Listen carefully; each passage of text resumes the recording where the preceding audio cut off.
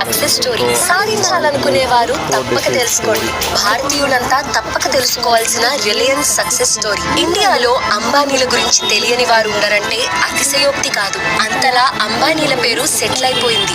లక్షల కోట్ల సామ్రాజ్యం అంబానీల కుటుంబ సొంతం. కానీ ఇంతటి సామ్రాజ్యానికి పునాదులు వేసిన ఘనుడు ధీరుభాయ్ అంబానీ చిన్నతనంలో పకోడీలు అమ్మాడు. అసలు అంతటి ధనవంతుడు పకోడీలు ఎందుకు అమ్మాల్సి వచ్చిందో ఈ వీడియోలో తెలుసుకుందాం. మరి ఇంకెందుకు ఆలస్యం, let's dive into the topic. 28 December 1932లో గుజరాత్ లోని చోర్వాడ్ గ్రామంలో ఒక మధ్య తరగతి కుటుంబంలో ధీరజ్ లాల్ హీరాలాల్ అంబానీ జన్మించాడు. ఆ పిల్లాడే ధీరుభాయ్ అంబానీ. ఆ పిల్లాడి తండ్రి హీరాచంద్ గోవర్ధన్ భాయ్ అంబానీ స్కూల్ టీచర్ గా పనిచేసేవాడు. 5 ఏళ్ల వయసులో మన అంబానీ బహదూర్ ఖాన్జీ స్కూల్లో అడ్మిషన్ పొందాడు. కానీ ధీరుభాయ్ తన కుటుంబ పరిస్థితిని చూసి తండ్రికి సహాయంగా